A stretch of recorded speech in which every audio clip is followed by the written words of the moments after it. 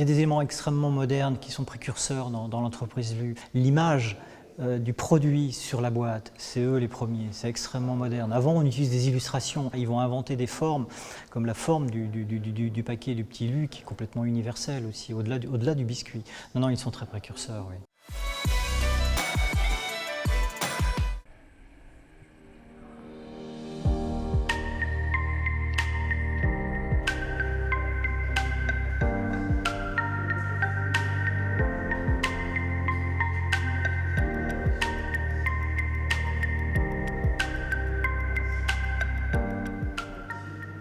C'est cette notion d'innovation.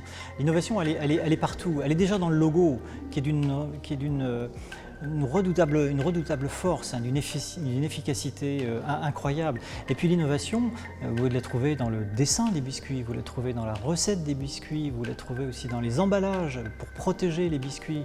Mais protéger, emballer un biscuit, c'est pas suffisant, il faut aussi savoir le vendre. Donc l'innovation, elle est dans la création d'images qui vont être faites pour justement embellir ces boîtes qu'on va vendre, et puis il faut savoir diffuser.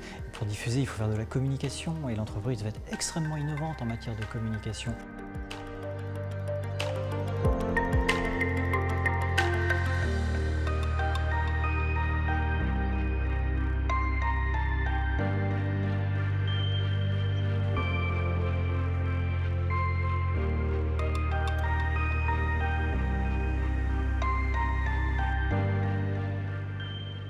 Une usine dans la ville qui a été détruite en partie, mais qui a quand même énormément marqué la mémoire des Nantais, puisque l'usine a été jusqu'à occuper 5 hectares de terrain au sein de la ville. En 20 ans, Louis Lefebvre-Utile va façonner l'image de son usine au fil de son évolution économique.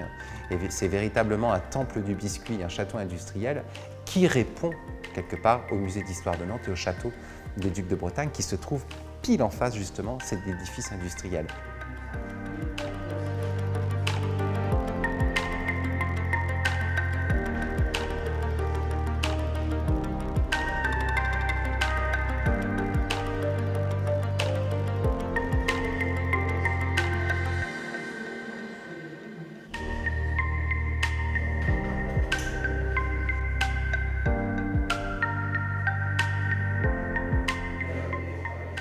Ce qu'il y a de plus brillant dans cette histoire, c'est quand même ces produits phares qui sont devenus des produits légendaires, que sont la paille d'or, le petit beurre et bien d'autres, qui sont designés avant l'heure, qui répondent aussi à un design bien spécifique. Quand il fabrique un petit beurre, il demande que son biscuit ait une proportion spécifique, c'est-à-dire que 8 petits beurres empilés font la taille d'un petit beurre debout. Ce qui fait que c'est très important parce qu'il va faire des organisations dans ses emballages afin que ces biscuits, lorsqu'ils sont transportés, soient le plus solidaires possible afin qu'il n'ait pas de bris.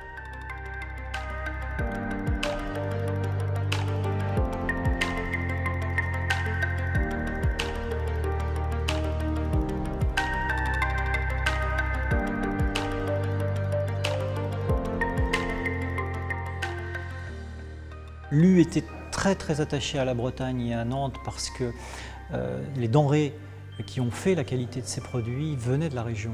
Et il a beaucoup utilisé l'image de la Bretagne, l'image qualitative de la Bretagne, cette Bretagne fière qui produit des produits de qualité.